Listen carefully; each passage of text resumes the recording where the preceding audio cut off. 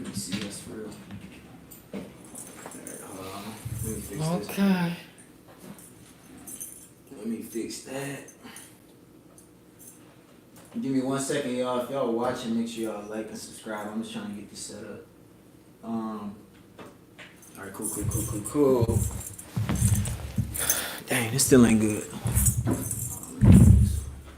How you gonna give me an empty glass? You got empty glass? Here, you want this red?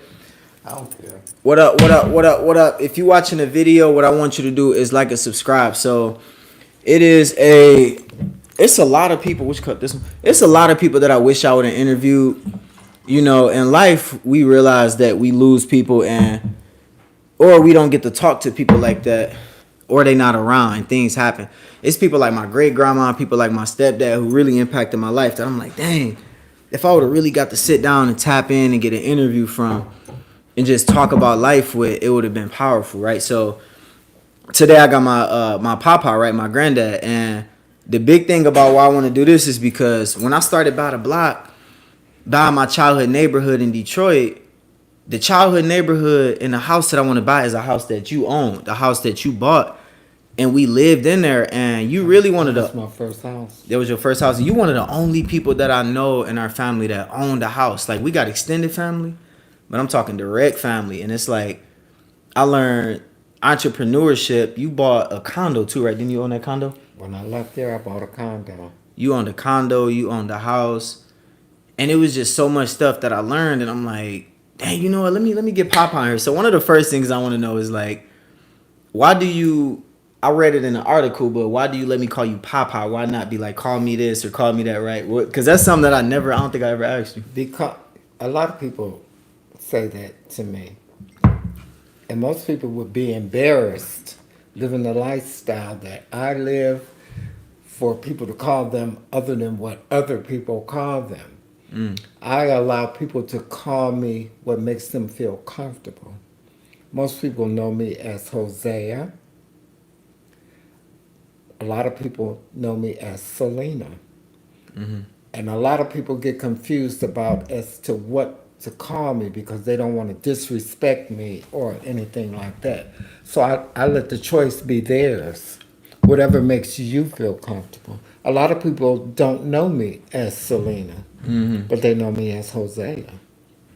So I allow them to call me that because I'm proud of who and what I am. Because it's not what you think that counts, it's what I think that counts. And I think everybody should live like that. You know? And you said it's not about what... You said it's about... Say that last part because my phone glitched a little bit. It's about what I think about me that counts. It doesn't matter what you think. Yeah, because when people hear... I can imagine people saying, oh, well, you just letting people call you whatever. What if they disrespect you? One of the things I will say... No. Which baffled me is that we grew up in the hood. Like when I grew up and you bought the house and I grew up and lived over there, it was one of the... We lived in a good neighborhood, but it was so much going on around us. It was rough. Like our people was the people to stay away from. But when you had other people from different gang territories coming in, that's when it was war. It was shootouts, all that. But people will think that, before I get into that, but it's like they'll think that, you let people call you whatever. No, I never seen somebody disrespect you. No. And the only time I did see somebody when we was in the hospital, I think when Samantha was being born, this guy was like, ma'am, can you stop yelling? And you hopped up and was like, who you think you talking to? And he was like, but it's one of them things where like people will see that as like, you let people say whatever, but you don't. You always had your respect, even in the hood. And you had a whole community of people, like even if y'all... Because if you give it, you get it. Yeah, I watched some. If you give it, you can demand it. Because if I give it to you, it is only right that you give it to me. I remember when your mother and them were little, and I would run across my gay friends, me and your grandma. And they'd say, how y'all gonna be gay and raise kids? And my reply to them was, love conquers all. And you know what? I was right. Love conquers all. I am so loved by my family. living in the full truth of my life, hiding nothing. No, I wanted you guys to love me for who I am and who I was. I've always been good to you, and y'all have always been good to me. You know what I mean? Yeah.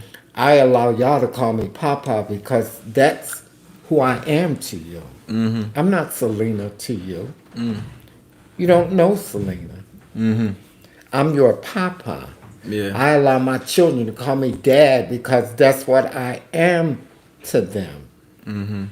Drew and LA call me Mom because that is what I am to them.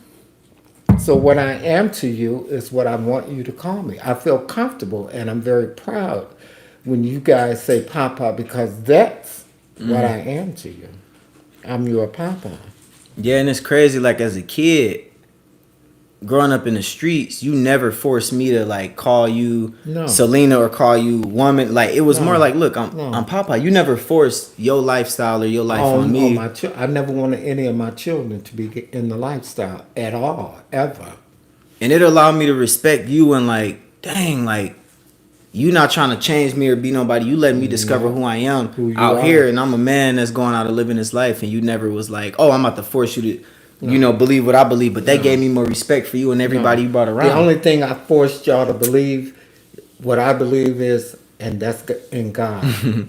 No, for real. In God. And I remember you like, even my mama told a story about when Christmas was hard and it was like they ain't had no gifts, and you made sure you showed up, even if you and my grandma wasn't like talking her together. You still showed up to try to do your best and give them gifts. Like, look, Whatever I could. I'm still a father to the to you know, you still a father to my mom. You still showed up and did what you had to do. Right. And like you said, you earned the respect. And it's like we always respect you, never disrespect you. It got to a point where some of the most dangerous guys in the hood, if anybody disrespected you, we getting on them. And I'm like, how do you? More than likely, I knew him. Exactly. And it was cool. Like they'd come in like the thugs and be like, what up, what up? Because you earned your respect on the block when nobody else was standing on that. You know, you stood on Because I was stood real. You stood on it. Let me tell you what causes people to look at you some kind of way. When you perpetrate who you are and they find out who you really are. You've betrayed them. You've lied to them. You were not real with them. You are not the truth. If you be your true self, people will respect you and accept you for who you are. I've been like this. Either you're on board or you're not. If you're not on board, get the hell on down the road. And I'm not gonna lie, Because this train is going to keep on going.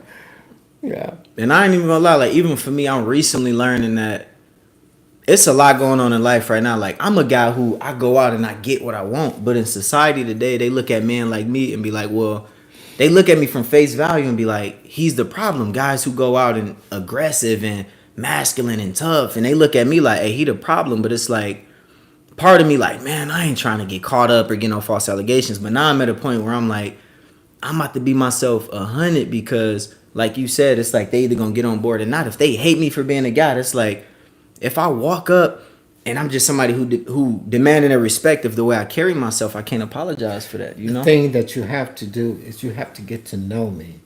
If you get to know somebody, then you have a choice whether to be on board with them or take another L train, you know? But you have to get to know. You can't just judge a book by its cover. Because I have a lot of good qualities and I have some bad ones.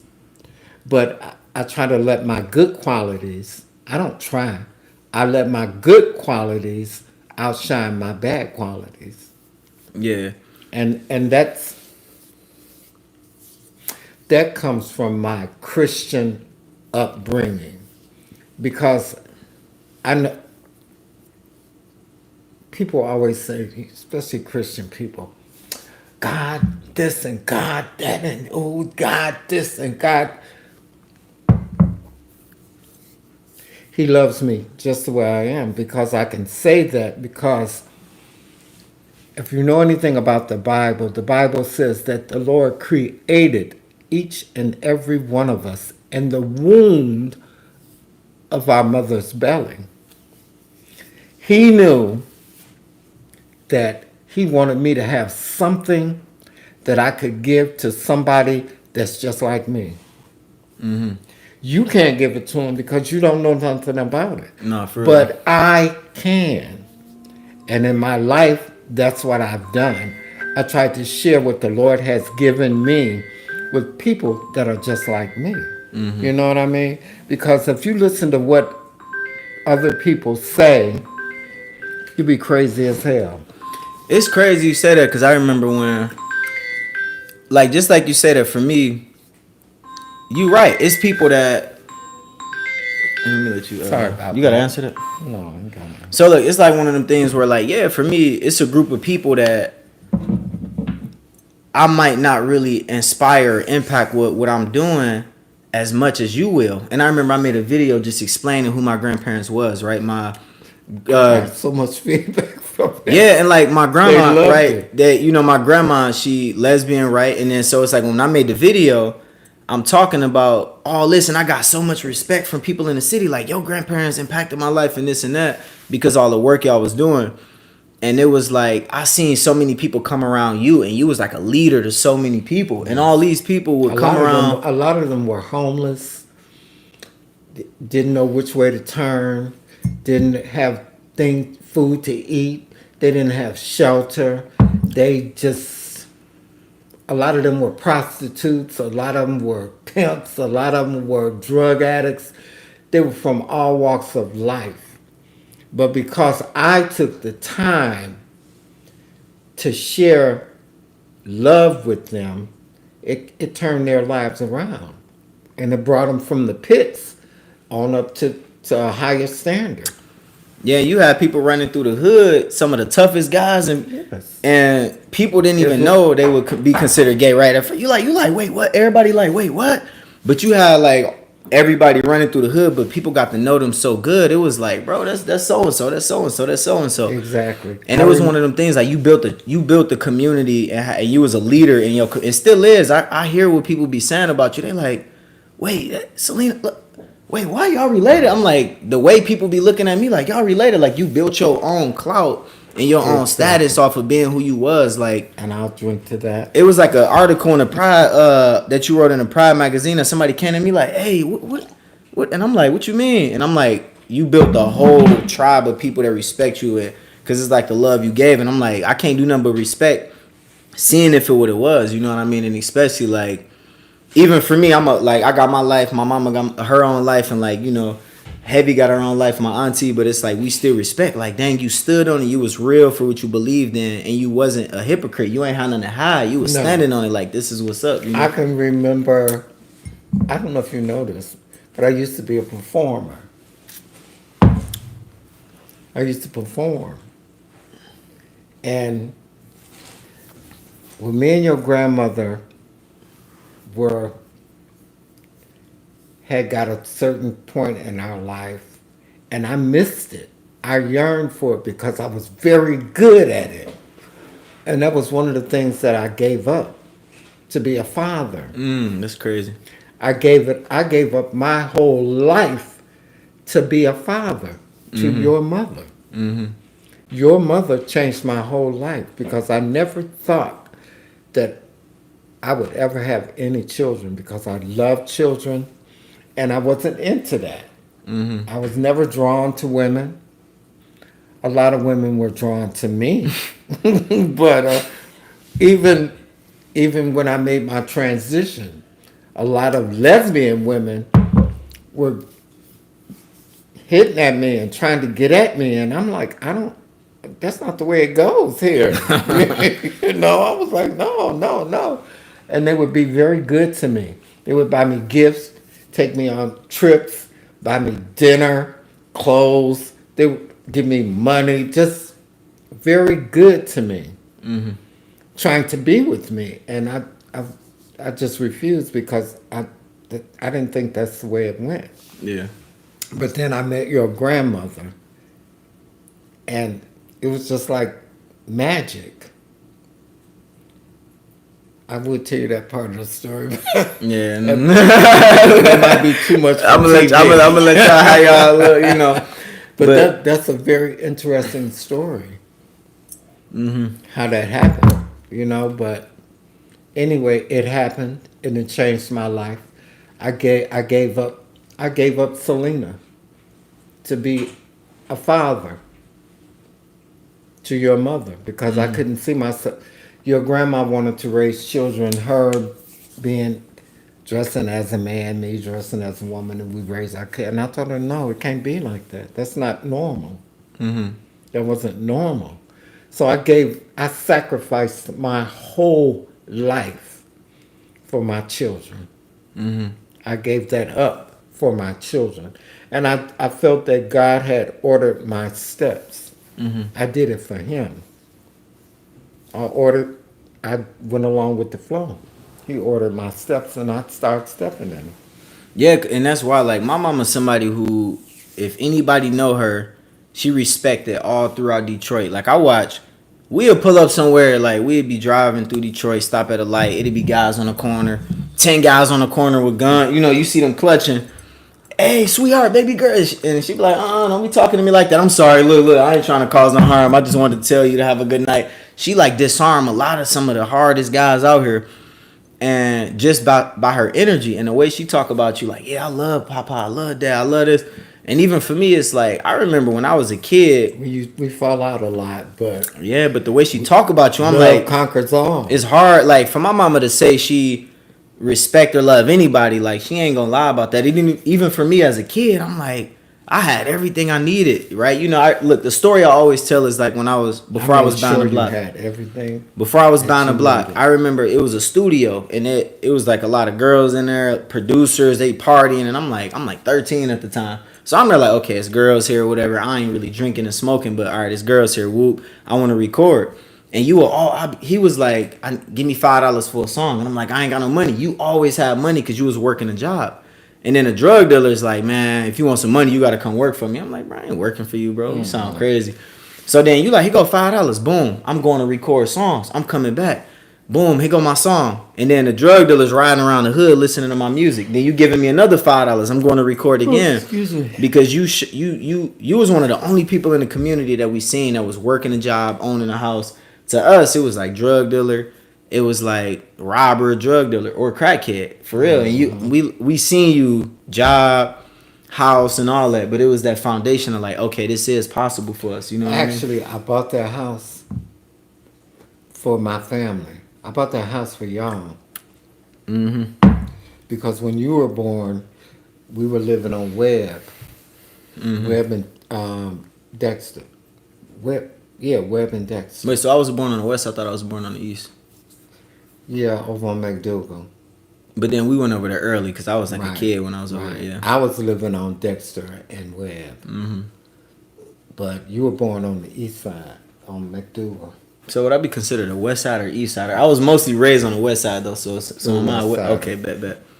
Throw the west up. You don't know nothing about the east side. Well, you didn't then. No, I still don't. I'm more west side. I can pull up on the west side more than the east side and connect with people, but that's where all my people at. So I remember when you were conceived. Your mother was 14.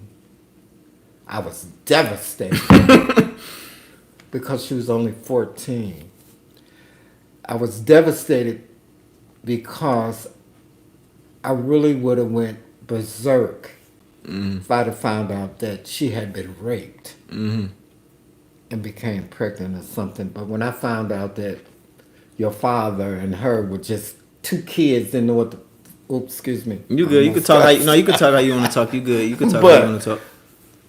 I was so relieved to find out that some old man hadn't taken advantage of my daughter. Especially at as young as she was. At like 14. But getting pregnant that young, yeah. After I found out about your father, I chilled out and became very happy because the day that you were born was one of the happiest days of my life. You made me a grandparent. And I was so happy. Oh, I was so happy. I was so happy that not thinking that I would have other grandchildren, I went to HR and I changed my plan. I made you the beneficiary of my $100,000 life policy. And I had to go back later and change my mind because your mama started having more kids. Yeah. But you made me so happy. You brought a lot of joy to my life. And I knew that love conquered all. Can you remember your first birthday party? No. There was this guy from work. His name was Gary, and he was a clown. A real clown, not like clown. Like, He was a real clown. that's funny. And I paid Gary big bucks to just come to your birthday party and be a clown. That's crazy. And he made me so happy that day because he was a good clown. He was a good clown. That's wild. So look, I wanna ask two more things. So one, I wanna ask like, so what was your perspective on like my life living on Dexter? Like everything you heard about me. I mean, you don't know everything that I was into, but like Some of the things that I found out, I was devastated. like what you can get into details. I mean, because people see me now, they I was don't. devastated People don't believe I'm really from Detroit. I'm gonna give you that example. They think I'm from Oak Park. They think I'm from like Southfield or You whatever. were getting into some very, very bad things. One of the things that I prayed so hard, you'll hear older people say somebody prayed for me. Well, I know that my mother prayed for me because that's what kept me safe. And my grandchildren, I prayed. My mother prayed for y'all, and I know I prayed for y'all.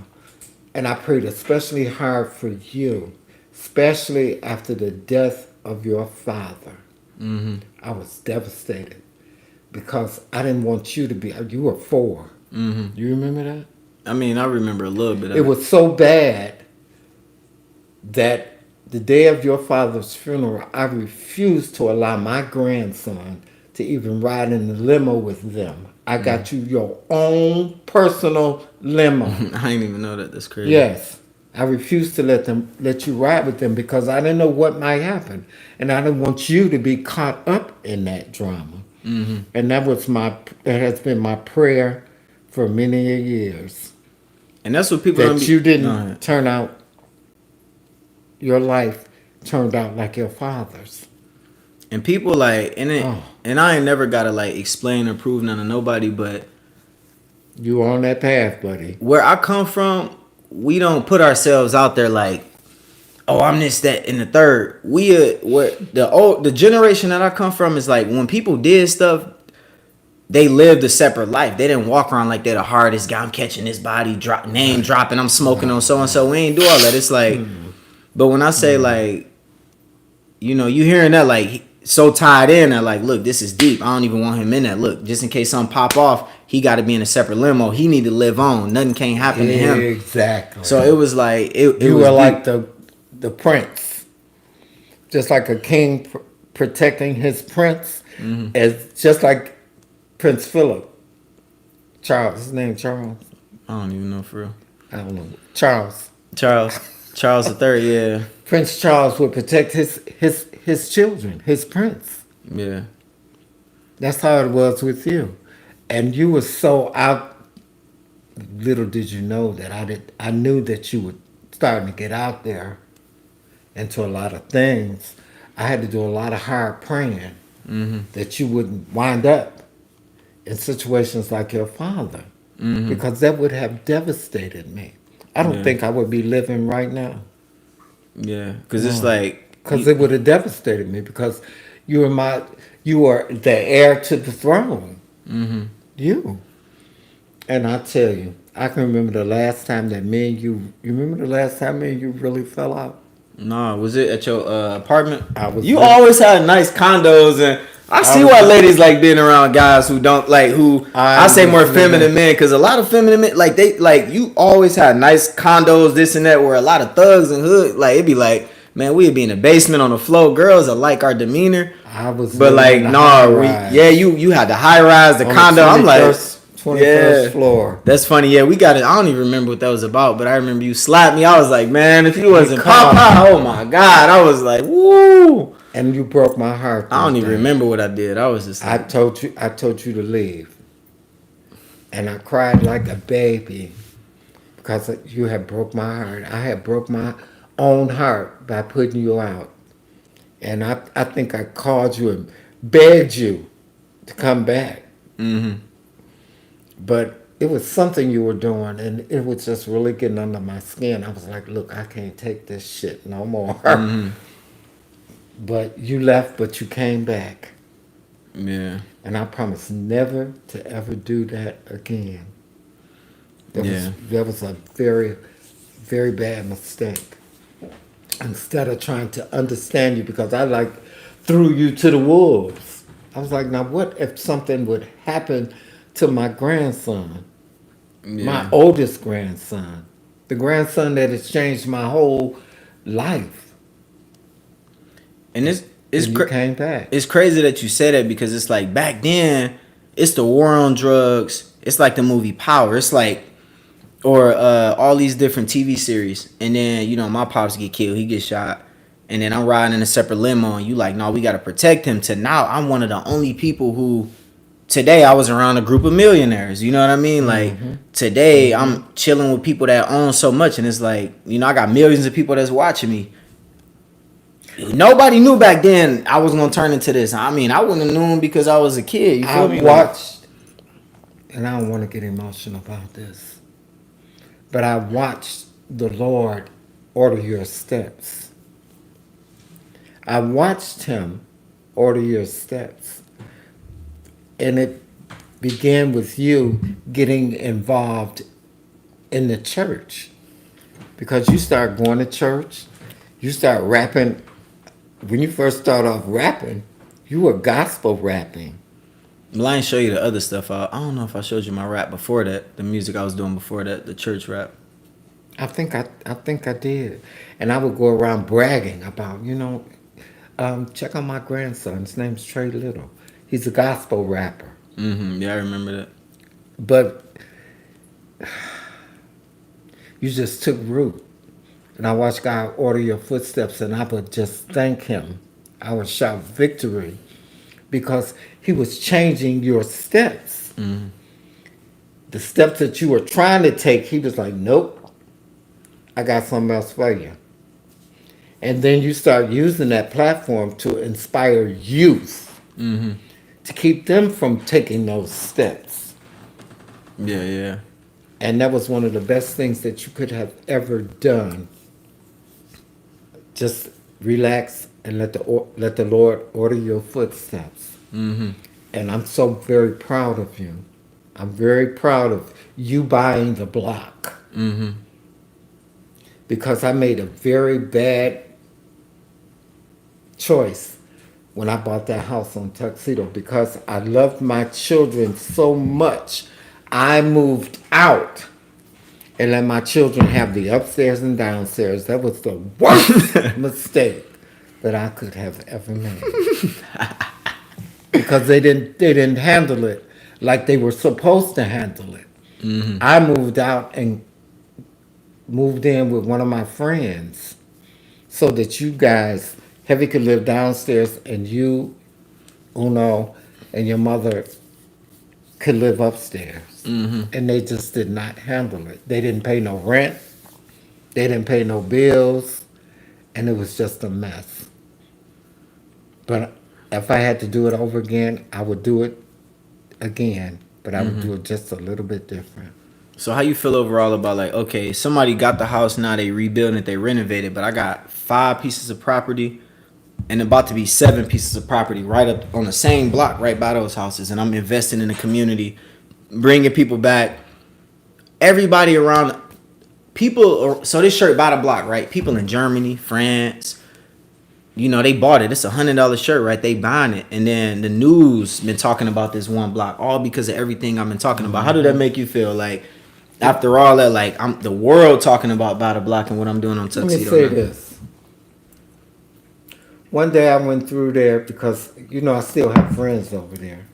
Angel's, remember Angel? I think That so. lives down the street? I think so. Her mother and I were very, very good friends. Her mother was a very spiritual woman. She was my spiritual advisor. Mm-hmm. But one day I went through there and I thought I had fell into the earth because the street was so bad. Mm. And I was like, oh my God, what has this come to? I couldn't even get my car off the street because of the sinkhole that was in the street. That's crazy. I finally got out and I was just like, wow. Mm-hmm. Then years later, here you come, buying the block. That's crazy. That's going to rejuvenate that block because it was a very good neighborhood. Mm-hmm. A very good neighborhood. Very, very good neighborhood. And I go through there now and I shake my head because that neighborhood was thriving. People everywhere. You go over there, there's one person on the block. Old people that had been there for eons. They grew up on that street. Yeah. They're no longer like the people that live two doors from. They own businesses and everything. When I found out that their house was deserted and all that, I was just like, oh my God.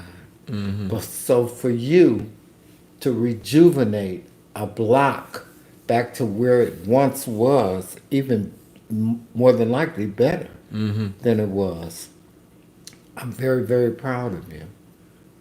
You took that energy that you were trying to go over there with, you brought it over here.